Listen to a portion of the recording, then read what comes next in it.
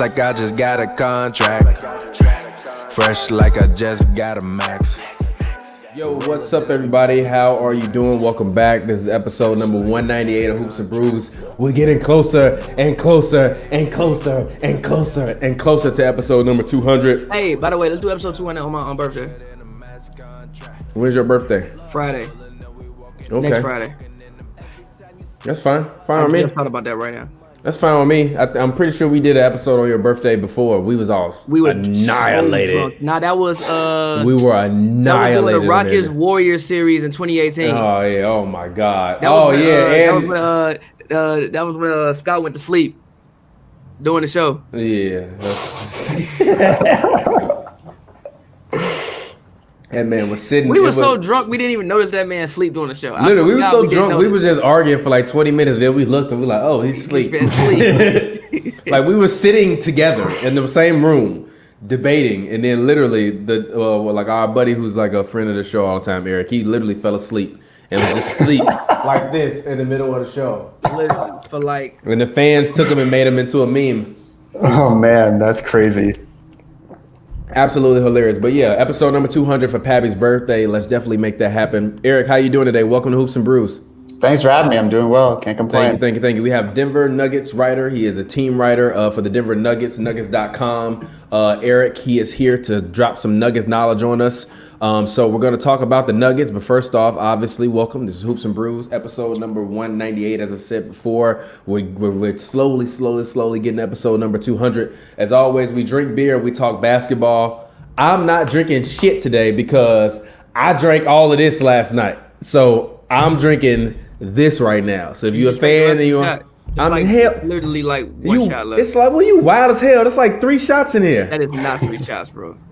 It's definitely a double shot. You Maximum wild. 2. It's 3 shots in here. It's 2 shots left. I'm not doing that. Sorry. I feel you. Definitely just burped in y'all ear. I'm sorry. Apologies about that. But no, I'm not doing that. You know, if you understood the pain that I felt this morning trying to get up and do anything, I didn't look at my phone until 2 p.m. What made you buy Hennessy? Because I went to go get Douce, but then the CVS that's near my house didn't have any Douce. So I got Hennessy. I hate Hennessy. I personally don't like it. I think Hennessy tastes terrible. I think it's awful. It's not good. And it gives you the worst hangovers. I don't care how much. Bad hangovers. I don't give a damn how much Douce I have. I usually am not hungover. So I'm not rocking with the Henny. I'm really not. But anyways, on Hoops and Brews, we drink beer, talk basketball. And, you know, as I said, always, it's your boy TPJ. Find me on Twitter, Instagram at RealTPJ. That's ReelTPJ. What the fuck? You know what it is. Go find that shit. You know who I am. And as always, the show co-stars rap extraordinaire Pavy. Go ahead, get your plug in. I can't even talk today. As always, man, follow me on Twitter, guys, at Pavy Word. That's Pavy Word, all one word. Yeah. Eric, go ahead, talk to the people, get your plug in, let them know where they can find you at. You can follow me on Twitter at Eric SpyrosNBA. Spyropolis is way too long to include in the Twitter handle, so I had to cut it down to SPYROSNBA, and that's where you'll follow me on Twitter. All right, and make sure you go follow Eric. So, Eric, let's go ahead. Let's hop into it. Let's talk about the NBA. Obviously, there have been reports all over the place from Chris Haynes to Woj to Shams in regards to, obviously, the phone call that the players had with Adam Silver. Basically, according to those, writers and those reports, the sentiment is that all of the players that are not going to make the playoffs are kind of like, we don't really care about playing anymore this season. Just send the teams to the playoffs. And all the other players are thinking, nah, y'all need to play. Otherwise, we're not going to get this television contract money, which Jared Dudley actually put in a tweet, I believe it was yesterday, when he was talking about how the older players really understand the financial ramifications of not continuing this season versus the younger players. And basically that if they didn't play the season, it would essentially force them into a new CBA next year, which would then take away a lot of money for players. And also, I believe, it was announced today that players are going to give back, I believe, 25% of their season, checks or something along that lines. So obviously these guys are losing money. The league is hemorrhaging money. These guys need money. They want to play. They're hungry to play. At least the ones that are, in the running for, actual competition. So Eric, what do you think about everything that's going on? And obviously you're a team writer. As a media member, how do you feel about kind of the future of the NBA and being able to cover it over the next year or couple years? Yeah, I mean, this is pretty wild. It does make sense that like those teams that are not going to be in the playoffs like don't really want to play the games because it makes it more difficult. Like if they're talking about the bubble city idea where they play only in Orlando or only in Vegas, like if you add if you're only doing the playoff teams, it makes it easier to do that than having all 30 teams. So that makes sense, to go straight to the playoffs. I think they should, if they do return, make the first round best of 5. I kind of want that just in general. I think it'd make it more exciting. But even, if you're short on dates to make up the games, then I think best of 5 for the first round is the best way to go. But, it's wild because there's no vaccine for the virus. So the league kind of has to just take on some sort of risk that even if this like bubble idea works, someone, whether they are a player, team personnel, someone who's like officiating games, like might be exposed. And then, the question is, what do you do if a player tests positive, like when you come back? Like, do you just keep going? Does he just sit out the games? Do you shut it down again? Yeah, we ain't shutting nothing down. Hey, bro, you better, hey, if Braun get the Rona, I would expect him to want the rest of the troops to soldier on. Yeah, well, I think Adam Silver, said something about like if someone gets the test positive, that player would just have to quarantine and they would just keep going. Which I mean, I guess you'd have to do if you come back, but it's really it's so uncertain. I mean, obviously, I think we all want basketball to return, and at least for like some playoffs, and like the teams like the Lakers, the Bucks, like the teams that were definitely the Clippers were like going to fight for the championship. Obviously want that chance. They don't want to just miss a whole playoff. So, I mean, we all want it to come back. I think getting a bubble idea ironed out, and just getting rid of the regular season, going to best of 5 for the first round. And do that, July, August, September, if that's possible. I think it's probably like the path that it seems like we're on. Yeah, I personally said that they should do. I think that they should do 5-5-7-7. I think that'll make things a lot faster. And also, I think that if you're these guys, and I've been hearing all of them talk about how much more this is going to mean to the guys that could win the championship and all this stuff. Those 5 games, you got to be locked in every single game. Every single game. It's not like 7 games where you really get to, kind of bank on that home away or be like, oh, we did like Luke, being down 1 game in a 5-game series is really like being down 2 in a 7-game series. So I think it'll be really interesting to see where that goes. But I do like that idea. I personally think that they just have to understand that it's a risk that they have to take. And if you're going to be hanging around IG models and on boats and doing whatever you're doing while you at home anyways, you might as well be making some money, especially, kind of considering the fact that their CBA, might be being affected. I think that that's something that they have to really heavily, consider because of the fact that they signed that, that collective bargaining agreement, and it was worth so much money to the point where these guys are getting 30-40% raises on the money that they had before. If that pot shrinks, then everybody's getting 30 to 40% declines in their revenue after they've been expecting it to be that way, for this time. So I think that they have to. And I think if you Braun and any of those guys is like, look, man, we just going to have to figure it out. And whatever happens, we all got to live with the risk of knowing that that's what's going to happen. But I think that right now, honestly, I think their livelihoods are at stake, but also I think the league's livelihood is at stake in terms of it being a thriving league when things come back. I don't think that they can afford, to kind of be gone until December or until January of next year. I think that the thirst for basketball won't. I just don't think that. I think after a while the interest is going to start to wane. I think it's so high now because like it's been gone and we were expecting the playoffs. But if they just announce like, oh, we're going to cancel the season and we'll start up next year, then literally all excitement dies. And now it goes into draft talk and off season. Everybody knows NBA off season sucks. And the only reason why it doesn't suck is because you have summer league. And if you can't have summer league, then really it does. The NBA off season sucks.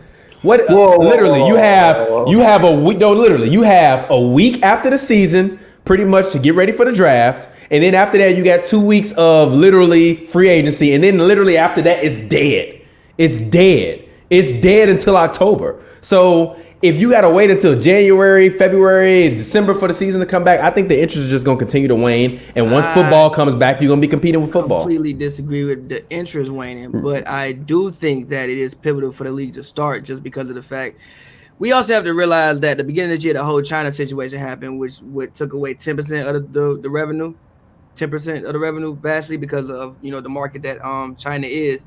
So when you already lost 10% of your revenue, I don't know how many millions, billions that is. I'm not great with math. I'm not gonna try to add it up, but 10% out of 100. However, then you add in the fact that for one, I think people coming to the arena, I think account for 40%. I think I saw of the league's revenue, 40% of the 60%. So basically now the league has lost 50% of the revenue. So I don't know how many companies in general can survive losing 50, 60, 70% of their revenue in general. Like, not in general. I don't know if countries can survive losing 50, 60, 70% of their revenue. So I do think it's important. Sports can, because they're the equivalent of a traveling circus. Yes, but again, like with this virus, it's not something. The shit may last for 3 years, it may last for 4 years, it may last forever. It may be something. But it's not like they own those arenas. I mean, they're not subsidizing those arenas. It's not but listen, it's with the league.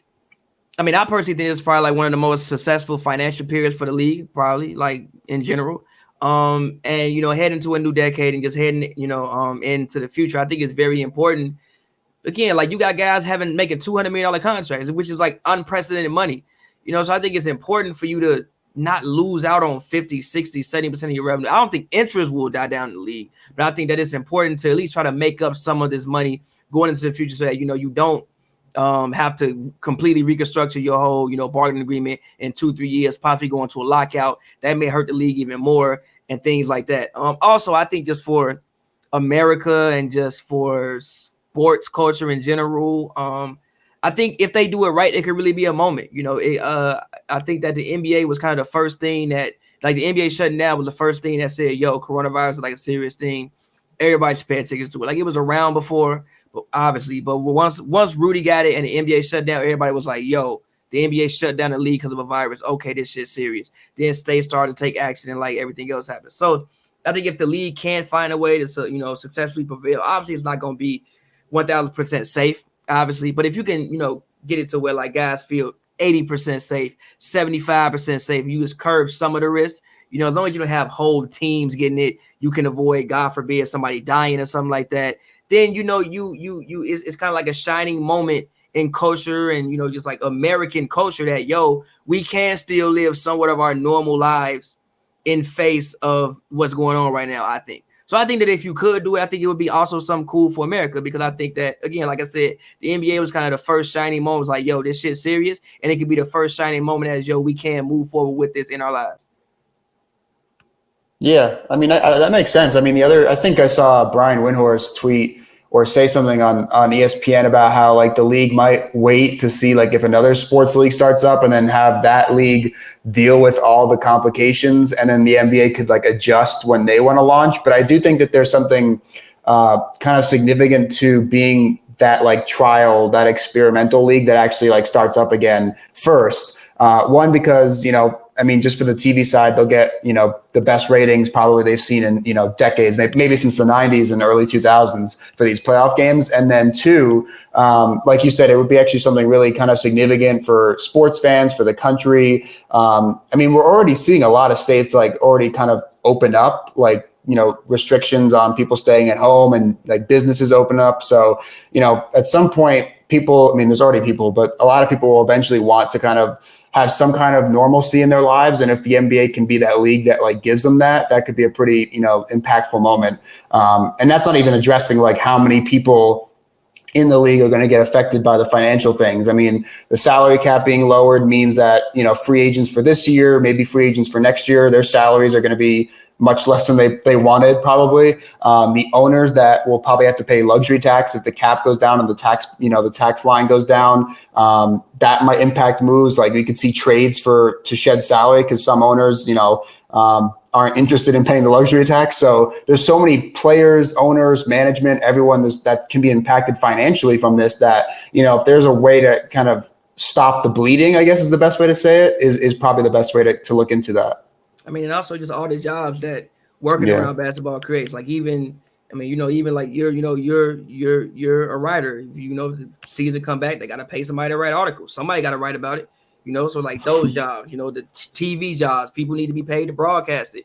I mean, you're talking about maybe it could possibly create 1,000, 2,000. This is just me just shooting out some 1,000, 2,000, however many jobs in a place where I don't know how many. I think it's what 15% of Americans or 10% of Americans are unemployed right now. Yeah, it's something high like that. Yeah, Yeah. so I mean, people can use the money. It's also something like this. The NBA coming back would affect so many people, and outside of giving normal everyday Americans something to take their mind off what's going on, it also does create jobs. Like you do get people back in the working force, and in some way, shape, or form, get them back making some money and being able to feed their families.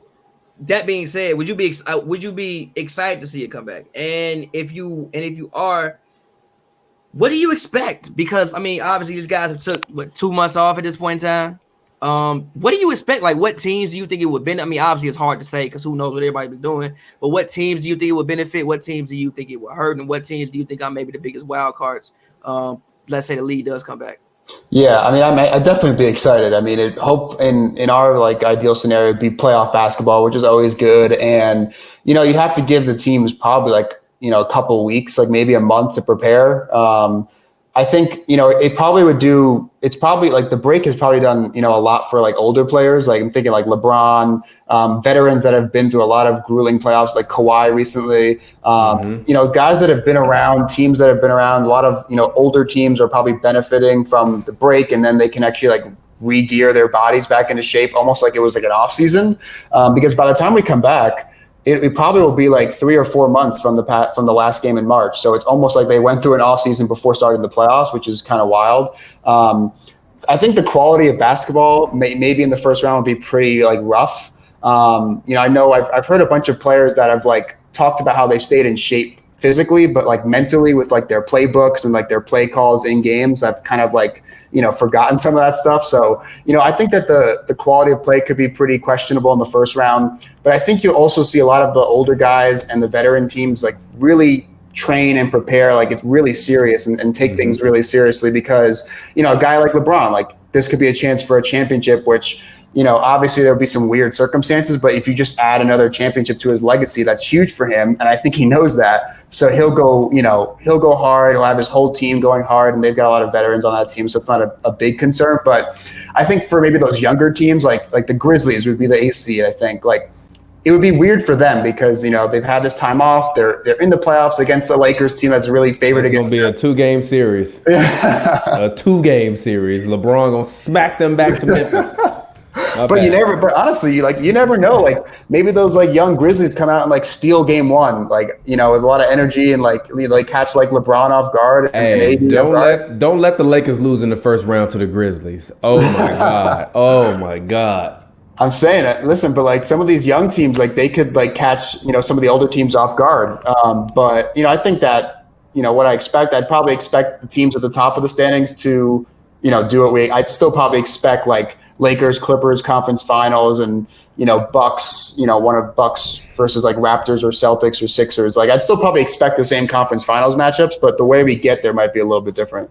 Well, what do you expect for the conference finals matchups, actually? I mean, obviously you're a Nuggets writer. Does that mean you're obligated to say that they're gonna make the conference finals? That's a low key joking but serious question. I don't think I'm obligated, and I won't say that I would expect them to make the conference finals. Okay. I'd probably pick the 2 LA teams. I just think like they're 2 different teams, but I think that they're going to overwhelm people in different ways. Like the Lakers with like their size and front court, and the Clippers with just like, I think the Clippers' depth and their dominant wing play with Kawhi and PG is probably going to overwhelm teams. A team that would really fascinate me would be the Rockets in the playoffs, even without like the coronavirus thing. But like Pavy's favorite team, they're small ball. I used to cover the Rockets extensively before I joined the Nuggets, but you know, they're small ball, like, you know, Harden and Westbrook. You know, we haven't seen that in the playoffs. They would face the Nuggets in the first round if they went straight to the playoffs, which would be a fascinating matchup because it's like a big team in Denver versus like the ultra small team in Houston. So I don't know if like a break would help them. Maybe it would help Harden because he looked pretty tired towards the end of March. But I mean, hey, Russ has been working out. I just saw a video on ESPN of him working out with Kevin Hart, which is funny. It's like they're not practicing no social distancing at all. Why the hell are you working out with Kevin Hart and his trainer? Yeah, dude, I don't know what that is, but yeah, dude, I think the Rockets are a huge wild card in the playoffs. Like, I feel like they could beat anyone, but also lose to anyone at the same time. I agree. So I think that would be like one of the things I'm watching the most. Like regardless of like, even if we had a normal season, like the Rockets would be the team I'd be watching in the playoffs anyways, just to see how the hell their experiment like works out. I'm with you. Before I had actually picked either, if I had to bet, I actually had the Rockets in the conference finals. I honestly did. Like I thought that if they matched up against the Clippers, it would be worse than if they matched up against the Lakers. I just thought that the Lakers, they would have to pick between size, basically, and I think that the Lakers' advantage is their size, and even judging off, the first game after they traded everybody and they brought in, Rocco. Obviously, it's one game. People didn't have scouting reports, but still, it's like you really got to make a decision. And also, AD doesn't really punish you for guarding him small. He shoots a lot of face. It's like not like he's Shaq. He's not gonna go in the post and just like dunk on you all day, make you like foul people out. That's not his game. He's gonna play with a little bit more finesse. You can get away with a Robert Covington, a PJ Tucker, a smaller guys on AD because of just the way he plays basketball. And I just think that when you pair the combination of just Harden and Westbrook, like I've been saying all year, like that's as far as production wise. Now, granted, we would have had to see, what the full on results were, but as far as like them two putting up numbers, it was statistically the best backcourt you'd have ever seen. The only one that came close was Gail Goodrich and Jerry West. I think they averaged the most points. I'm sure they averaged the most assists. Probably averaged some of the most rebounds. So I like statistically wise, you're talking about two guys who could realistically put up basically 80 points for your team, and then the rest of the guys really got to figure out how to get 30. And also, I just think if we're talking about coming off a long break, Russ is one of those guys who that's not happening in the playoffs. By the way. And also, if we talking about coming off a long break, I think Russ is one of those guys who will like be prepared. I think Russ is a guy who I personally think keeps himself in shape. And I think that he would be like even more than what Harden would. I think that Russ will legitimately be prepared, be fully prepared. Even with the Lakers, a guy like Bron, I don't necessarily know if a 3-month layoff helps LeBron. I think when you kind of get that age, you kind of just want to keep going. Like even when Bron said, my body is looking at me like, yo, what are you doing? Like we supposed to be revving it up right now, and now you just sitting down chilling. Or even when he said, yo, like I feel like I'm now getting like revving, I'm rounding it into playoff form, and now I got to go back and sit down. Like when you get older, you kind of got to like keep those limbs as active as you possibly can. Clippers, I think it would help a lot because the Clippers weren't healthy all year. Covering the Clippers, like I remember it was like one game where Kawhi literally worked out. Literally was in the starting lineup. Come on, like go up there to cover the game. He ain't there no more. Everybody like, yo, where Kawhi? Oh, he out with back tightness. So it's like there's a team like PG had hamstring issues. Pat Bev had some issues. Trez even missed a game or two. There's a team that had injury issues. Basically, everybody outside of like Zubac had pretty much Zubac. Even Lou missed time. So basically, everybody outside of like Zubac, to my memory, had missed some time. So that's the team even that I think the layoff will help. The Lakers, I'm not necessarily so sure. But yeah, those will also be my 3 teams to watch. Also, you really just said no, stop. I'm sick of this. You really just said they're gonna get 80 goddamn points a game. Shut your ass up. I didn't say a game. I just said they could realistically put up 80 points. In what series? Any series. A night? A night, no. But can they do it for 2 games out of 7? No! Hell no! Why can't they? What? Between the two of them, they can't go for 40. They both dropping 40 on in 2 nights in one series. Yeah, why can't they? All right. You on drugs. All right. You're tripping. You're tripping. Russ can't fucking shoot. Russ can't shoot. Matter. If you have to double Harden and they have everybody else spread out to the perimeter, that means you have Russ and one defender. That means they scoring 80 goddamn points. Hell no. No, they not. Why can't they? Stop Why can't they? Between the two of them, yes, they can. 60 to 70 is realistic. 80 G, stop it. They can. Stop it. What if they can? Tripping. They can. That's the hottest take you'd have had in a long ass time. 80? 80? Yes. What if Russ goes off of 45 and Harden goes off of 35, or vice versa? Why can't that happen? You're talking about 2 of the most prolific scorers in the NBA today. Why can't that happen? Russ is not a prolific scorer in the NBA. In the NBA Get the today, hell out of here. No, he's not. People feel the. He is not a prolific scorer. How you a prolific scorer shooting fucking 35% from the field? Because he's been higher this year. He ain't hit this year. He won 35%. This year he was shooting the best he ever shot from the field. Because he taking all his shots in the paint. Russ can't shoot. He's a prolific scorer. He gets to the He's not doing that shit in the playoffs. In the playoffs. You call him a scorer. In the playoffs. Because Giannis is 7 feet fucking tall. You seen Russ score 40 in the playoffs? Giannis is 7 feet tall. You seen Russell Westbrook score 40 points in the playoffs before? 7 feet tall, 6'4". Eric, did he not just ignore everything? You seen Russell Westbrook score 40 points in the playoffs before? Am I wrong? Yes or no? How many years ago? 2 years ago. That's 2 years ago. All right. What? That's 2 years ago. I'm sure he had a 30-point game last year with a bad hand. I don't want to hear that. We talking about this year, now, coming back. You talking about they gonna score 80 points in the game? Yeah, they can. No, G. Yes, No, it's not happening in the playoffs, G. It's not happening in the playoffs. That means they're gonna have to be at Braun and Kyrie levels. Yeah. No. Why the fuck can't they? No, Braun and Kyrie caught lightning in the bottle. First of all, you talking about 2 MVPs. Why can't they do that? Former MVPs, G. Russ and won the MVP 3-4 years ago. Stop this. This is elite players. 3-4 years ago. You can't name 10 players better than both of them. And if you can, you be hard pressed. Russ, you can. No, you can't. Yes, you can. Yes, you can. Yes, you can. Yes, you can. Yes, you can. You would be very hard pressed. You might get to 8, and then the other 4 you gonna name, I can strongly disagree with. Yes, you can. Stop it. Stop it. Stop it. You a goddamn Houston Rockets fanboy. You've been a Houston Rockets fanboy for the past 3 goddamn years. Eric, stop it. Eric, you was saying they was going to win a championship last year and the year before that. Eric, no, I didn't. I didn't say the year before that. G. The year before that, I said they was going to get swept by the Warriors. Stop that. In 2017, 2018, I said they was going to get swept by the Warriors. All right. Last year, somebody I said go back, pull up the tape. Somebody go back, pull up one of them episodes in which you said they could make the finals. They could win championship, G. I think it can happen. Last year, you've been saying it. 2 years ago. You've been saying it. You've been saying it. No, that's not. Stop it. 2 years ago. Now all of a sudden you got revisionist takes now. All of a sudden. Go back and look. 2 years ago, I literally remember what I said. 2 years ago, I said because everything that the Rockets do could possibly start working. I think the Warriors win that series in 4 or 5. I was wrong. It went 7. I'm happy I was wrong. It went 7. Last year, I said that I thought that they were more equipped to beat the Warriors than what they were. They lost the series. Granted, KD got hurt, which also switched the game. I still think KD got hurt probably actually helped them win that series because they switched the game plan with 14 minutes left in the game and then basically reverted back to the style that they played 4 years ago, which is probably actually harder to guard. But you had the MVP though. What was up with the MVP? What was up with the guy, the former MVP? They lost the series. He had a terrible game. Okay. But you expect this guy to give you 40 in a couple nights in the playoff series, and Russ to give you 42, and for the rest of the team to score 30. Yeah, that can happen. Look, Eric, you done said some shit, but that's shit. Eric, how wild do you think it is for me to say that, yo, they could possibly put up 80 points in the game? Once, maybe, yeah. One game, cool. Yeah, but for a series? In a series, no. I didn't say the whole series. G, you said 2 games, G. If they come back and they playing 5-game series, 2 games is damn. What you mean? That's 2 wins. I mean, I don't know about the 5 get the first round, but yeah, they can get you that in like the second round.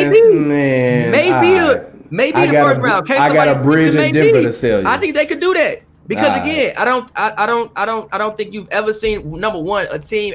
I don't think you've ever seen a team fully commit to Russell Westbrook's success like the Rockets have this year.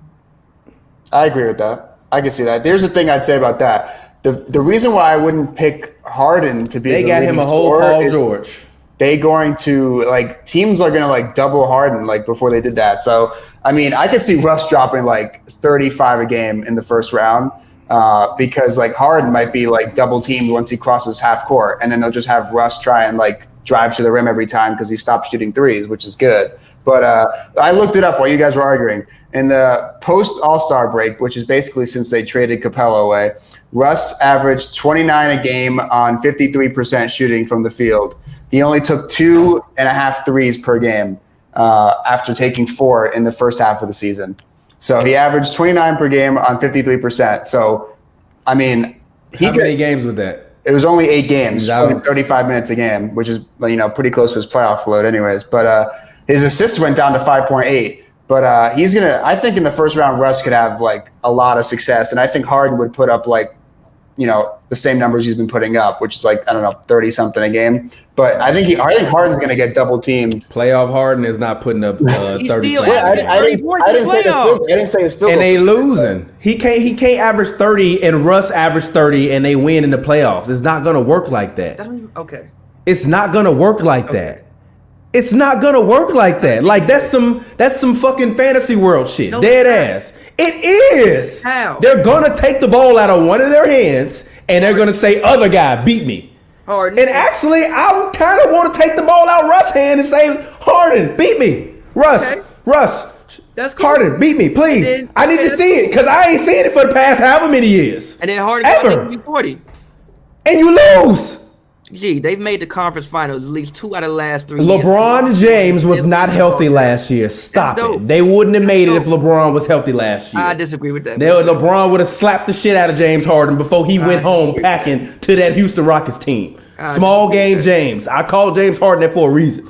I disagree with that. He got that nickname for a reason. Yeah, I disagree with that. But switching subject to Eric, what do you think about the Nuggets' chances in the playoffs? And also, what do you think about the future of the Nuggets? I think the Nuggets are a very interesting team. Personally, I just want to preface this. I think the key to the Nuggets is Michael Porter Jr. I think that they need to.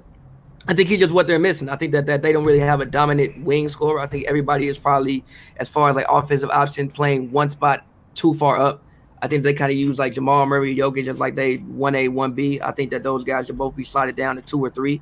And I think that Michael Porter is really like the one thing that they're missing. I think that would be like adding a version of prime Carmelo Anthony, but with better defense to this team. But what do you think about, the Nuggets chances this year, but more so, in the future and what this team could possibly do? Yeah, I mean, the Nuggets' chances are directly tied to what we were just talking about. If they face the Rockets in the first round, I mean, I don't know how that matchup goes up because you mentioned that AD is not one of those guys that will punish you for guarding him small, but Jokic is kind of a guy that will punish you for guarding him small. I mean, he's got post moves. He's big, and that's a big boy. When I saw him in person, literally, I was like, "Yo, he really is fat." But it worked. Go ahead. Yeah, he's slimmed down too. But listen, he uses that size well in the post. But the other thing about Jokic that makes him, I think, more dangerous than AD against the Rockets is that if the Rockets were to double team him, he's the best passing big man I think of all time. Whereas AD is, he can make a basic pass, but he's not going to make the passes that Jokic will make. But the other side of it is who the hell guards Russ and James in that series for the Nuggets. I mean, they've got Gary Harris, who I think had probably the best defensive season of his career. They got guys like Torrey Craig, who's a good defender, but his offense could limit them. But for the future, I think that the two keys are Michael Porter Jr. if he can stay healthy and continue to kind of round out his game. And I think Jamal Murray is still one of those guys you have to mention as a key because he has that max extension, which is going to take up a lot of their salary cap. But he has to continue to improve as a passer, as a shooter, and just an overall floor general. I mean, he's got. That's and not to cut you off, but that's a lot for a guy that you just gave. That's a lot he got to improve on for a guy you just gave a max contract. I'm sorry. Go ahead, continue. But that's a lot for a guy you just gave a max contract. No, you are totally right. You're totally right. As honest as you can be. How do you feel about Jamal Murray's contract? I mean, I think it's a concern. I mean, I think he's shown reasons to believe in him to give him that contract, right? The age, he's had a lot of big clutch shots, over the past 2 years, which means that he's not afraid of the moment. Like even last year in the Spurs, Game 7, he hit like a clutch shot in the final minute. Like he's got that clutch gene, which I think is pretty big for the playoffs. But it's that kind of game-to-game consistency that, you haven't really gotten at like a max contract level yet from him, which is, point guards develop pretty late usually. He's in his 4th year, but I think he's still only 22. So, maybe next year he takes a big leap. But I think, he's lucky. He's got Jokic as as a playmaker for the offense. I think he's got good supporting talent around him. Porter Jr., Barton, Gary Harris, Paul Millsap, there's plenty of guys that can kind of take attention away from Jamal. But, if you're projecting forward, Paul Millsap is probably not going to be a key piece on, the next great conference finals Nuggets team because he's already 35, I think. And that's where the eyes go more on Jamal. And like I said, there's stuff where, you see it some nights like, oh my God, this guy is going to be, a top 5, top 10 point guard in the future. And there's other nights where you wonder, how that contract is going to look 2 years from now, basically. In my opinion, with Jamal Murray, I don't think he's ever going to be worth $170 million to anybody else. But I think for the Nuggets, they couldn't lose him. Yeah. I don't think if you Denver, you can't take the risk of somebody, let's say, coming in. And let's say some team does. Let's say some bad team who just got the money to spend we want to give Jamal Murray $150 million because we got the money to give Jamal Murray $150. We'll let you take 20 shots a game and score 24 points. We'll probably lose, but it'll be entertaining basketball. People might come watch you play. You couldn't take that risk for the Nuggets. You got a young team, you got Jokic, and you have something that works right now. Like they're winning 56 games, 50 games, and we still talking about players' potential. So I think that for the Nuggets, like you had to give him that money, but do I think he's worth that money? No. I think he's like a Sam Cassell of this generation, best case scenario with Chauncey Billups of this generation, like those type of guys. Like obviously maybe I think best case Chauncey Billups, worst case Sam Cassell, which are all great guys, like great. I don't want to pay either of them $170 million though. But they are like, nice players. But I love Sam Cassell as a person. But hilarious guy. Yeah, but I don't think that the Nuggets could afford to lose Jamal Murray right now. They couldn't. They just couldn't afford to do that. In my opinion. I mean, it's kind of like with the same thing with MPJ to like a different extent. Like you heard that around the trade deadline that he was untouchable for the Nuggets, and some people were questioning it, and some people were like, "Yeah, that makes sense." But when you get a guy in the draft, I mean, he fell to 14. They only got the 14th pick because they lost that like play-in game against the Timberwolves, game 82, which would have, the Timberwolves won and went to the playoffs. But the Nuggets, if the Nuggets had won that game, they wouldn't have pick 14 and they might not have gotten Michael Porter. Even with the injury risk, like a team in the market that is Denver, it's a small market. You don't get a lot of free agency interest. Like if you have those young guys, you drafted them, you have them under team control, with restricted free agency and stuff like that. Like it's too risky to let, those young guys leave, and then you show up, 2 years later, they're dominating for some other team. So, I get that it was with Jamal, his extension came up first, and, how they play out with the Michael Porter situation is probably going to be the next thing over the next couple of years. I agree. And I mean, even when I just look at, because I even went to the Nuggets Clippers game, and just Porter, I think he's a solid defender. He can rebound the ball. He has good footwork. He can catch and shoot. I think he can literally score and go get a bucket. I literally think him averaging 20 points is the only thing that's keeping this Nuggets team from hitting that next level. Or not even 20 points, but that was like 18 points, but those being like the most important 18 points of the game. Yeah, I mean, keeping him from like the Nuggets from hitting that next level. Yeah, the thing with him is like, if he stays healthy, like that's the big thing for him. I mean, I think his game is going to like naturally develop. I mean, he's been in basketball his whole life. Like he's got the family of athletes around him. Like he's going to develop his game. He's going to develop his body. It just depends on if he can stay healthy and play 30 minutes a game for 60, 70, 80 games a season. Obviously he fell pretty far in the draft, and, you have to think that a lot of that is because of the medical history. So like he had a couple of injuries this year, nothing with the back. It was like an ankle and foot injuries. But, you really, the only thing you wonder with him besides, sharpening his game and his skills is if he can just stay healthy. Because if he can, we saw it was in January, I think, where he got like 20 minutes a game, 25 minutes a game. And he was like a dominant 6-man type kind of guy. And if he can continue to grow and stay healthy for that, like that's huge. But if he can't stay healthy, that could really impact the team's, next 5 years. Can I ask a question about that? Because obviously you mentioned the minutes that he was getting. Do you think Mike Malone likes him? Do you think he favors him? I feel like he should have been getting more time as the season progressed, and I feel like it started to tail off a little bit. Yeah, I mean, you're not alone. I mean, everyone on Nuggets Twitter was tweeting about that every single game about MPJ's minutes. But I think Malone's a defensive coach. So, the beginning of the year, Torrey Craig was coming off a pretty good playoffs for the team. And, Michael Porter was unknown, basically. And that's why I think Torrey Craig got like that kind of backup small forward role for the beginning. And then there's just you just have to get Porter out there to get minutes to have him develop. So I think that slowly started. And then once he started having these flashes of like these, incredible rebounding games, the incredible ability to get his own shot, something the Nuggets, don't really have, especially at the wing size.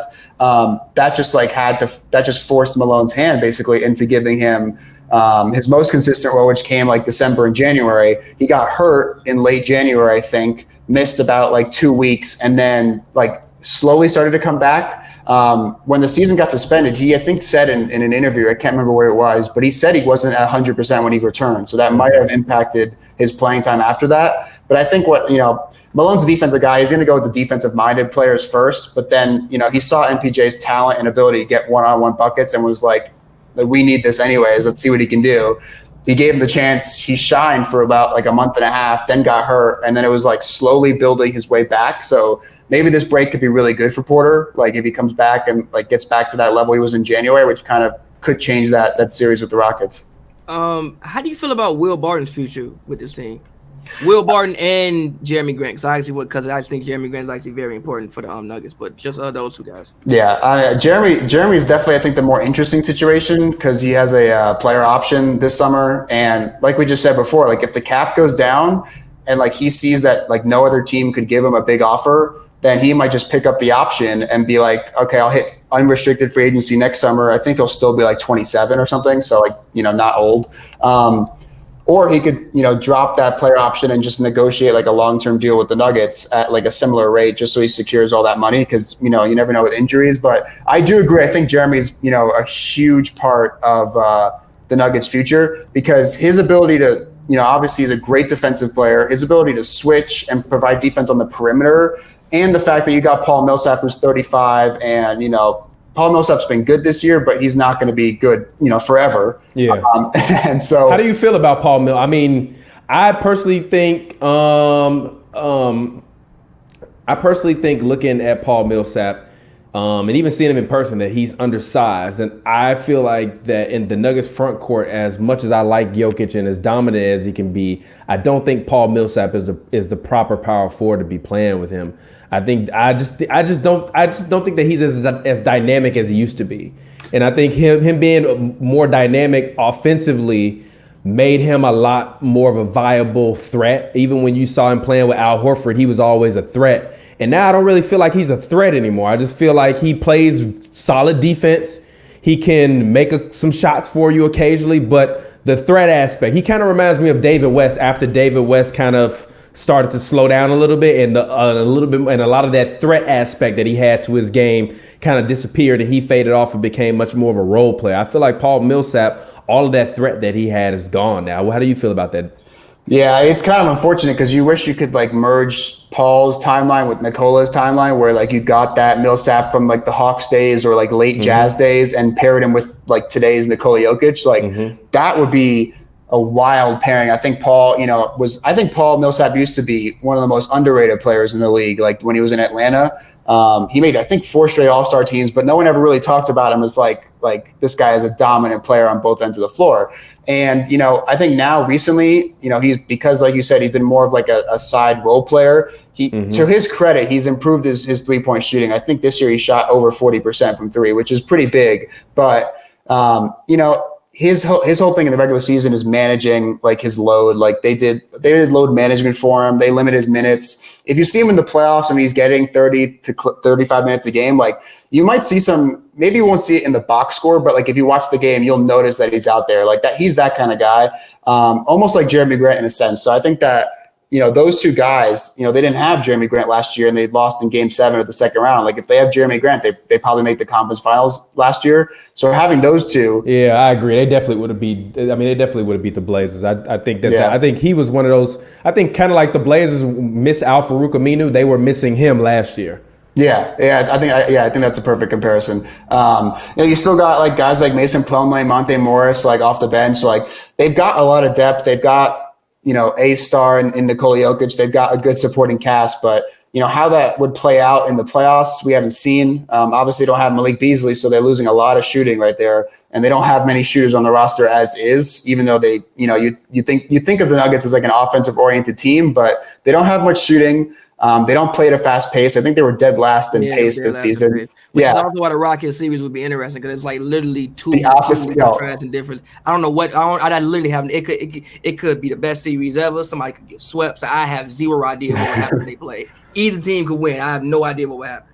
No, I think that would be the most intriguing first round matchup if we just like return to playoffs in July or something. Like like you said, I have no idea what could happen. Like you have ideas of what like how the teams would play, but like you haven't seen it. Like so. Yeah, there's a lot of uncertainty, I think, like for the Nuggets, like in this playoffs, if it happens, and then moving forward, like they've got the youth, they've got, decent amount of draft picks over the next couple of years, but, there are big question marks, I think, that haven't been answered yet. Yeah, my question to you with the question marks is how much of a longer window do you give the current construction of this roster to essentially compete for a title before you move on from certain pieces and try to get new pieces? Yeah, that's a tough one. meaning Paul Millsap, meaning randomly if somebody would take Jamal Murray or Gary Harris. Obviously, I think Jokic and Porter are the only two. Probably. Yeah. But I think Jokic and Michael Porter Jr. are untouchable. Personally, I personally think they're untouchable. But everybody else, I mean, touch them. I don't care. If you wanna grab them, or I think if they don't at least get to the conference finals this year, and are competitive in the conference finals this year, depending upon how the revenue situation is going, I might actually make some moves over the summertime. And even if we have to take a small step back next year to give Michael Porter Jr. more time, more physical time on the floor, and trade a couple guys away, I'm fine with that, because I don't think that if they can't get far this year, I don't think them coming back next year and trying to retool with essentially a similar team because of their contract situation is going to allow them to be able to be contenders.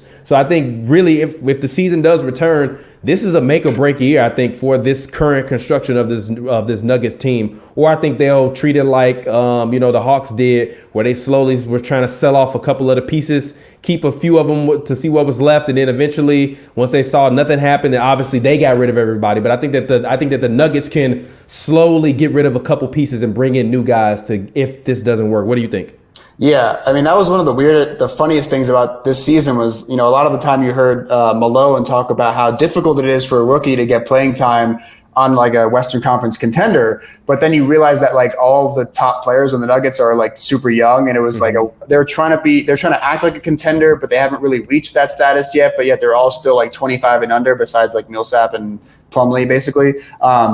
It was like that weird dynamic where he was like justifying, how difficult it is for Porter to play, but also the fact that they were talking like they were like this like really veteran team where all their top guys are 28, whatever, 29, and that wasn't the case. And the other thing is that, Millsap, Grant, Plumlee, Craig, all those guys right off the top of my head are free agents or can be free agents this summer. So there is a room, like Gary Harris, there was trade rumors about Gary Harris, in February. That didn't happen, obviously, but like there's definitely a way that they come back next season with a pretty different roster where like 5 of their 15 guys are completely different. Or there's a way where they bring back Millsap on a cheap deal so he can like spend his final years in Denver and retire. Maybe they let Plumlee go if another team values him more. Torrey Craig, I don't know what kind of market he'd have in free agency as like a defensive minded wing. And Grant, we just talked about he might just pick up his player option. So like I think there's a way where they either kind of retool with like a couple different new guys next season, or there's a way they come back with like almost the same team, maybe losing a piece or two there, and just like force Porter into a role, even with the current team. Maybe he gets backup minutes at the 3, backup minutes at the 4, like just that way to give him 20, 25 minutes a game next year. So it's really, I think there is a lot that could be decided by the playoffs. Maybe there's a lot by, hey, maybe the Wizards call in the summer and say Bradley Beal, we might move him. In that case, you have to think about moves like that. What are you going to give up? I would trade Murray away. You could take Murray and Gary Harris. Yeah, so I mean, like we don't know, like the whole. Well, actually, if you're them, because they have John Wall and he's coming back, I guess you wouldn't need Jamal Murray. But I mean, Gary Harris, Torrey Craig, and a sign and trade, and who else you want? Enough. Boy, that's not enough. And pick two not enough. For Bradley Beal. They're gonna ask for Michael. That's more than enough for Bradley. You're not getting Michael Porter for Bradley Beal though. Then I'm straight. Then I'm cool. Then I'm keeping Michael Porter. He's like, if I'm them, Michael Porter is my roulette wheel, and I can, if we, do it right, maybe we can hit on red or black, whatever we betting on, but I'm betting on Michael Porter. I am. I'm sorry. Like I'm betting on him that he's going to be of some value. I think what the little bit that I saw of him last year on television was amazing, but I also saw this man play in person, and he looked really, really good in person. He's a lot taller than you expect. He's got a slender body, but he's not like Katie. Katie looks like me, skinny, a little emaciated look, kind of. Michael Porter Jr. has some muscle. It's not like he's muscular, but he has definition to his body. Like Katie looked like he got up and walked on the court and started playing like a random guy that was just tall. Michael Porter Jr. looks like an athlete, an NBA athlete. So I'm not getting rid of him. I'm really not. I'm going to bet on him, and hopefully Jokic don't get fatter. and we can, try to make a run at it in 3-4 years or 2 years or whatever when he gets ready. But I'm not going to trade him away for Bradley Beal. Bradley Beal's value is as high as Brandon Ingram's value is to me. And I don't think that their value is that high, especially considering what they're going to command on the market in terms of salary in this climate. If none of this happened, coronavirus, China, whatever, yes, he's worth the money. But now that you got to actually think about the dollars that you spend, I don't know if Bradley Beal is worth that much to me. I really don't believe that he's worth that much. I'm sorry. I just don't. I don't think he's worth a top tier prospect. I think he's worth a couple middle of the road guys, a solid contract, and if you want a couple draft picks, you can take a couple draft picks. That's about it. Yeah, but the thing about it is what his averages are gonna get you a prospect. Anytime you average 30 points, you can ask for a prospect, probably a draft pick and a bad contract, and you'll probably get it. And if any team isn't going to give you that, you probably don't have to do a deal with him. Like, he averaged 30, bro. Yeah, but so what? Trae Young is averaging 30. James Harden's averaging 30. Yeah, Giannis is averaging 30. Yeah. And he is damn near. Everybody's averaging 30 nowadays. Yeah, but listen, if you want to trade any of those guys, you're getting a top prospect, a high draft pick, and probably a bad contract because you have to take it. Yeah, but he's not on that level with those guys. What you're saying, but he's going It's a reason why he's not. It's a reason why he's not an all-star. He's gonna be all NBA though. It's a no, he's not. Yes, no, he's not. Yes, no, he's not. Yes, he is. What all NBA team Bradley Beal making? You're lying. No, he is not. Yes, he is. Yes, he is. Yes, he is. Watch. No, he's not. No, he is not. You saying he one of the best 15 players in the NBA? He's gonna be all NBA 13. This year is an argument for it. Yeah, he averaged. No, he's not. How? What? 13. Ja Morant gonna make it before he make it? He's not relaxed. Yes, he is. He took his team to the playoffs. What? No, you're lying. You root for guys with numbers and not guys that win. That's the biggest problem we've had since we fucking started this show. The fuck out of here. That's weak as fuck. Kemba Walker last year made it over Klay Thompson.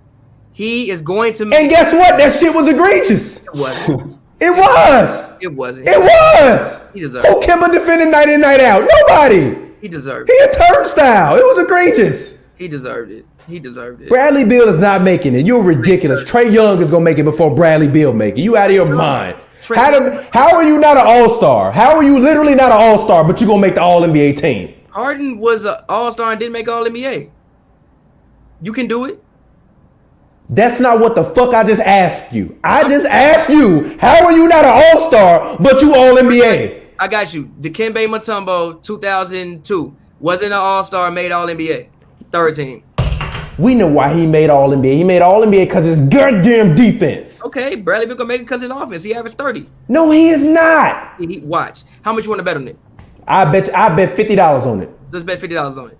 If they make an All-NBA third team, actually, I bet $100 he don't make All-NBA third team. Let's do it. Cash. I'm a cash app you that shit. Fuck out of here. He ain't making no fucking All-NBA third team. How the fuck you gonna be an All-NBA third team and you ain't no goddamn All-Star? I just told you. Devin Booker gonna be All-NBA before he fucking All-NBA. What's wrong with you? I don't know about that. It's the stupidest shit.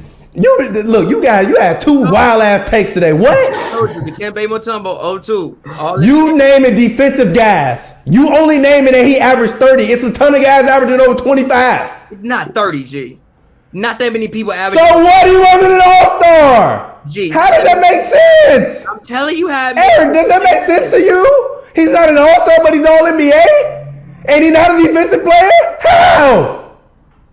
I mean, it probably is going to come down to Trae and Westbrook and Beal and what other guards am I thinking of? I think Russ going to make second team, though. I don't know. Kyrie was hurt. I forgot about Kyrie. Kyrie was hurt. Steph was hurt. You really got Dame. Russ might make first team. No, I think Damon Harden will be first. No. Dame gonna make it. Kemba Walker gonna make it before Bradley Beal. I don't know about that, bro. I don't know. The first team gonna be probably Luka and maybe I want to say Harden. I personally think it should be Luka and either Dame or Russ, but it's probably gonna be Luka and Harden. Then second team it come down to Russ and probably Dame. Then third team he might make third team. He could. They might give it to Trae Young. Yeah, but who the other slot? Do they count Ben Simmons as a guard? He might get it. Booker, yeah, maybe Booker, I guess. Booker, maybe Ben Simmons, Trae. Maybe Kemba. Maybe Kemba. You just let anything come out your mouth. He might. We No, he's now. He might. He making over Ben Simmons? He might. I just said Ben Simmons. Yeah, if they count him as a guard, he'll probably make it. He is a guard. He's listed at guard. He might. He might dead ass make it over Ben Simmons. I want my $100. He might make it over Ben G. He averaged 30. I know. I want my $100. Okay. Cash. Okay. In 520s. Okay. That's how I want it when you pay it out to me. I got Because you. you're out of your damn He mind. might make it. Kemba Walker, Ben Simmons, but James Harden, Russell Westbrook, Dame Lillard. Those guys, that's 5. Who else are we missing? Trae Young, Devin Booker, all-stars. Make it over him. They're all-stars. That don't mean they're gonna make They it. are all-stars. Don't mean that they're gonna make it over him. All right, man. You out of you like that's the most bahooga sugar take you ever had in your life. Literally, bro, all-star, especially started just about who's the most famous players. Gee, all NBA is about who the best players. He ain't one of the 15 best players in the league. Average 30, bro, and that many people average 30. It's a legit debate. He averaged 30. It's not a debate. He's not better than none of those guys. Probably maybe 100 people, 100 to 150 people in the history of basketball who average 30 points. And Luka listed at point guard. How the hell he making all NBA? I said that Luka was. I said first team is probably gonna be Luka and probably Harden. Second team Russ and I think Dame. Then third team it probably comes down to. Oh, what about CP3? CP3 is gonna make third team. So how the hell Bradley Beal making 13? Okay, he you might might as not well make it. you might as well cash out me that $100 right now. He might not make it. You might as well send me that $100 right now. I'll probably say third team CP3. What the hell wrong but with yeah, you? but no, yeah, third team between CP3 and then everybody else we say. I think Shai Gilgeous-Alexander is better than Bradley Beal this No, year. he's not. Yes, he has been. Yes, he has been. No, he hasn't. And he contributes to winning. He the go-to scorer for that team. Yes, he is. he has not been better. Yes, he is. Chris Paul the leader. He the go-to scorer. He is the go-to scorer, but he is not better than Bradley Beal ain't better than that, man. Stop it. Stop it. It's like 8 people in front of Bradley Beal. really. Call that man Bagley Beal. Really not, bro. Call that man Bagley Beal. Take that opinion, bag that shit up, and shoot that shit in the trash can. And scream Kobe when you do. For that last spot, it's between Simmons, Booker, I think Trae, and then maybe Kemba. And if you pick Bradley out of all of them, I'm not mad. He did average like what 35 and 5 or something like that. Hey, when the Clippers tweet out that that NBA press memo that says all NBA teams, Kawhi Leonard named first all NBA team, and they list all the all NBA team, I'm gonna send you a screenshot and I want my deposit because you are wild. Bradley Beal is at 30 points, 6 assists, 4 rebounds, and a steal. If he make all NBA, I wouldn't Not be shocked. an all-star. You are tripping. I wouldn't be shocked. Tripping. You tripping. That's a hot take. That right there, that's a real hot take. Before, bro. It is. Bro. It's happened before. But you can only name defensive guys though that has happened with. So you saying that defense ain't important? You can't make the All-Star team for defense? And I just gave you one example. I'm pretty sure if I went through history, was Rudy Gobert not crying a year ago because he was defensive player of the year and didn't make the All-Star team? He made it this year, didn't You he? just told me All-Star team is about the fans, right? You know, didn't No. Did you just say, no? I'm asking you a question. You just told me the All-Star team is about the fans, right? Yes. And did he make it this year? Yeah. Okay, then. So what we talking about? Did Bradley Beal? Did Bradley Beal? The fans love Did him. Bradley Beal? He did not. Did Bradley Beal? The fans Stop didn't vote for him. it. He did What's not. wrong with you? He did not. Oh, what? He did not. What? He's not top 15 in the league. He's second in the league in scoring, bro. Rudy is arguably, and even Dikembe, I'm sure, was arguably the best defender in the league. Don't nobody tune into the All-Star game to watch defense? Okay. But if you talking about the best 15 players in the league, Get named to the All-Star He game. in The All-Star there? game should be about the best, however many players in the league. No, it was. He didn't make it. Who? Bradley Beal. That's fucked up. But he might make All NBA. Because again, All-Star team is also about who votes for people. It should be about the best 15 players. The best, what is it? 24 players. I mean, 24 players. Look, if somebody If somebody votes Bradley Beal into the All NBA, they need to remove that man's vote and not let that man vote no more. Votes, bro. He's going to get a solid amount of All NBA votes. He better not. Solid amount of He All better not. How? When you only won 17 goddamn games, or however many games they won. That shit don't necessarily impact you All NBA. Shit. Anyways, let's go ahead. Last topic of the show. Let's go ahead. I saw Bleacher Report had the whole timeline going crazy with that trash list they dropped, where they had a player, kind of their own lineups for every single decade. I only want to do 3 decades. I do want to do the 90s because I feel like we all might have different answers for the 90s. No, we're not. I disagree. I don't know about that. I think we all might have different answers for the 90s. And so I want to do 90s, 2000s, 2010s. Who are your all-time lineups of the 90s, the 2000s, and 2010s? Let's go ahead. Let's start with the 90s. Eric, I'm going to let you go first. Okay. 90s, are we building a lineup that we're trying to compete, or we just put in the best player? Like, are we just doing? I mean, it's up. Well, I would say I think their list was more like an all-time list, or like who they would start out of the best players. So it's not like we're trying to I'll say it this way. When I made my list, I used the best players, but I used the best players by guard, forward, and center, rather than essentially like taking who I thought were the best 5 players in that decade. If that makes sense. Like I'm not, you know what I mean? So I'll name mine. So my 90s lineup is I got Peyton at the point guard, I got Jordan at the 2, Pip at the 3, Rodman at the 4, and I got Shaq at the 5. And if you want to argue Grant Hill, I'm not mad at it. Pre-injury Grant Hill. Because Grant Hill was cold as fuck. Yeah, I mean, you can't really argue with most of those spots. I want to show some love to Hakeem Olajuwon. Okay. I mean, I know he was kind of past his prime towards the end of the 90s, and Shaq kind of dominated once he got 95 and on. But I mean, you look at the numbers that he put up, and obviously the 2 back-to-back championships, dominated Robinson in the playoffs in '94 and '95. Obviously, took out Patrick Ewing. Or no, it's the reverse. I mean, I don't know. He was just. I think Olajuwon is like one of the most underrated players. I saw ESPN did their like top 74 guys today, and I think he was like 20th of all time, like of the top 74 NBA players. I think he was like 20th or maybe 25th or something. I think he's better than that. I mean, I think he's top. I think top 15. Yeah, like I think he's. I mean, I know he's one of the best defensive players of all time. But like, I think that his supporting cast in the '90s, especially those, a lot of those teams in the early '90s, like he didn't have anyone around him. They finally got some decent guys around him in the mid '90s, and he won 2 championships, even though he was past his prime. I mean, not past his prime, but like in his 30s. So I don't know. I mean, Shaq versus Olajuwon, I think is a pretty good conversation. I'm a Shaq fan, so I'm going to always choose Shaq over Hakeem, just because I'm a Shaq fan. I mean, Shaq at his best is probably the most dominant, offensive player in terms of like you can't stop him. You can't stop him. Like, but actually, the funny thing is, I'm a non-Lakers Shaq fan though. I don't like I like Shaq, but I don't like none of the time when he was playing with the Lakers. Yeah, I like pre-3-piece Shaq. Yeah, I like Magic Shaq and I like post Lakers Shaq. Other than that, I don't like Lakers Shaq. Yeah, I like pre-3-peat Lakers Shaq. Yes, I mean, I don't know, man. I'm trying to debate the Olajuwon versus Shaq. I'm going to put Olajuwon. Just be different. We got to show some love to Hakeem. I agree with Jordan. I agree with Pippen. Point guard, Peyton is a good one. Stockton's another good one, just for like the longevity and the dominance that he had. I think Charles Barkley, Rodman versus Barkley is a good one. Damn, I forgot about Chuck. About Chuck, but I got enough people to take shots on my team. I need a defender. That's true. That's why I took Rodman. So if you're building like a cohesive like starting 5, you probably don't want Chuck in that one.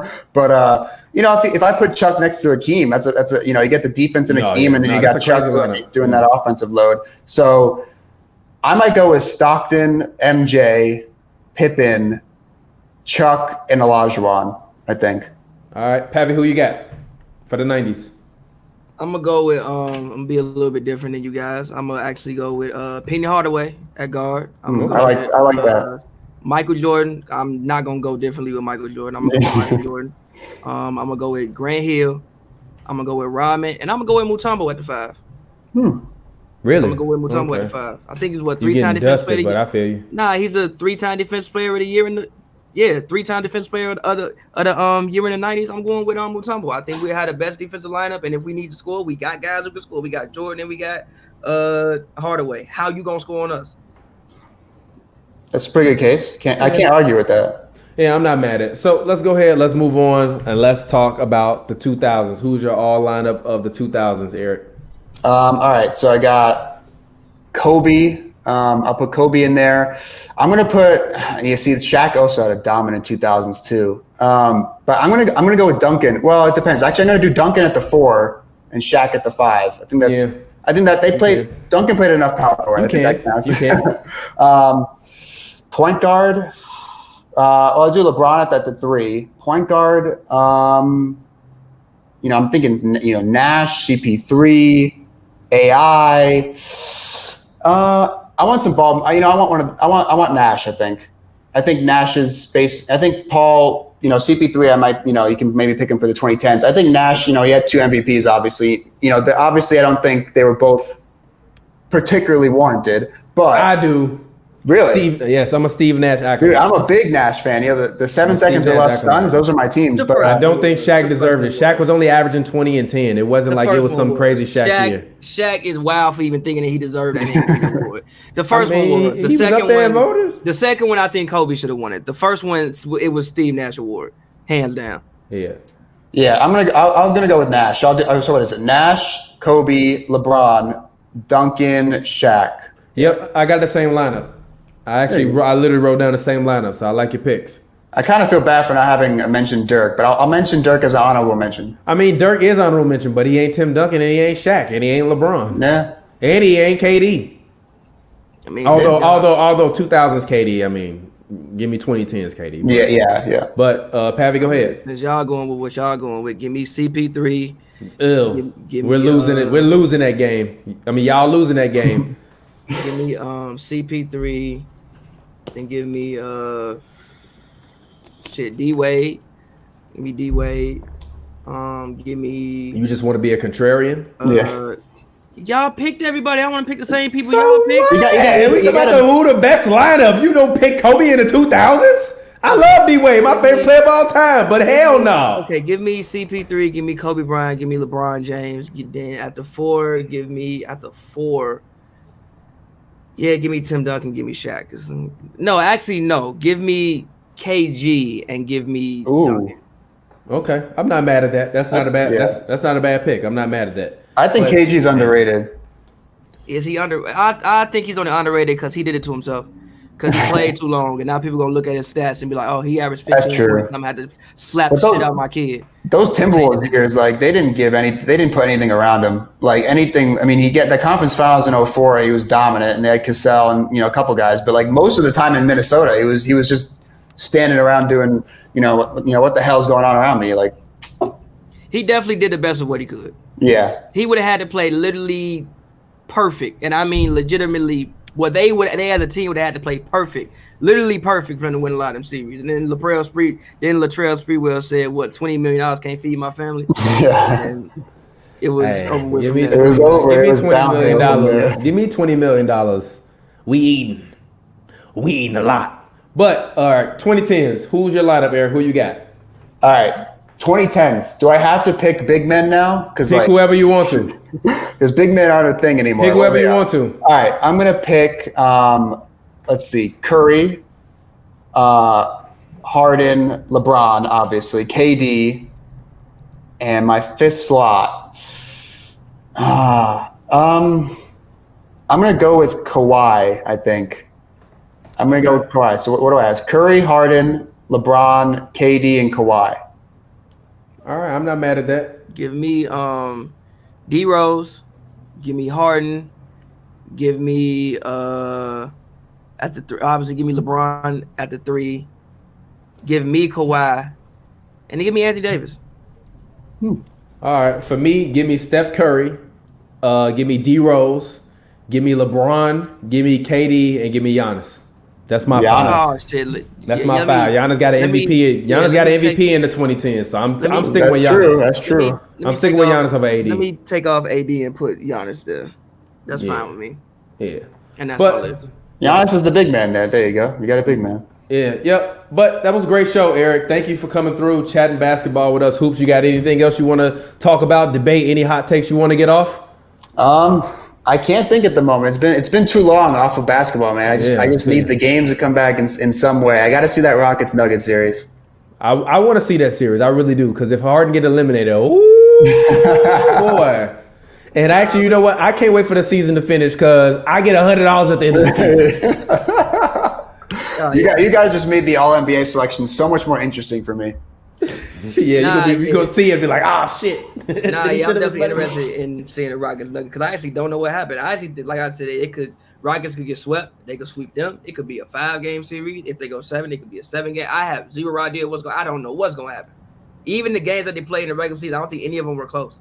I think like they all either like won. Yeah. Everybody won by like 10 to 15 points. When like the Rockets lost, they lost. When the Nuggets lost, they lost. So like, who knows? We'll see. Yep. But all righty, Eric, go ahead, get your plug in, talk to the people, let them know where they can find you at. Once again, thank you for coming through. I definitely appreciate it. Great conversation. I really enjoyed today's chat, and we got to talk about a team that we don't really get to talk about a lot in the Nuggets. So I really enjoyed this episode. Thank you for coming through. Talk to the people. Yeah, thanks for having me. You can follow me on Twitter at Eric Spiros NBA, and you'll find my writing at nuggets.com. So obviously it's Nuggets oriented, but if you're interested in learning more about the Nuggets, there you go, nuggets.com, or you can follow me on Twitter. All righty, Eric, we definitely appreciate that very much. As always, it's been Hoops and Brews.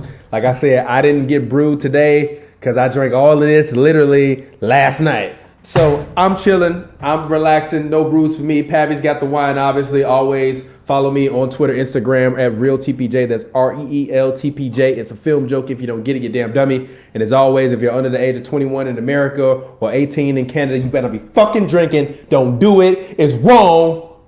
And as always, please make sure you drink in moderation. Uber, Lyft, whatever. Actually, stay your ass in the house. What you drinking and driving for anyway? It's a goddamn pandemic. You better not be drinking and driving. Anyways, this show co-stars rap extraordinaire Pavy. As always, go ahead, get your plug in. As always, guys, follow me on Twitter at PavyWorld, Pavy World, all one word, Pavers.com. New music coming really soon. Yes, sir. Thank you all for tuning in to Hoops and Brews. Please stay safe, stay healthy, and we will continue to monitor the NBA situation. And I won't lie, I just want to give a special shout out to the UFC because I've been paying attention to these fights because there's no other sports on. And it's been some vicious ass knockouts like in these past couple of fights. I saw a guy with a gash as big as my finger the other day from an elbow. So go check out UFC if you can, man. There is a live sport on. Shout out to the WNBA. I was actually talking to one of my homies and he was telling me that he thinks the WNBA season might be canceled, which would suck for those players because I know they were really looking forward to making that revenue. I was really looking forward to seeing Sabrina. So huge shout out to the WNBA players. Hopefully they can come to a resolution and get their season going. But as always, it's been Hoops and Brews. I appreciate you guys. Thank you guys for joining in. As always, subscribe, like the video, subscribe to our Patreon, patreon.com/HNB. And until next time, we will get up with you all. I appreciate it. Thank you all. Fresh like I just got a max. Roll up this, we ballin' to the max. Fresh like I got a contract. Moving through the city, we be going. Yeah, yeah. Roll up this, you pullin', now you know it. Yeah, yeah. Fresher than a max contract. Pullin' up, we walkin', then we walkin' in the back. Every time you see me, know I look like Stephen Curry money. Like finals every year, what you expect from me? I'm jiggy like I'm Lagerfield. Moving like I'm Revis if I play the field. I ain't seen a front exit in about 6 months. I don't even know what it looked like. You still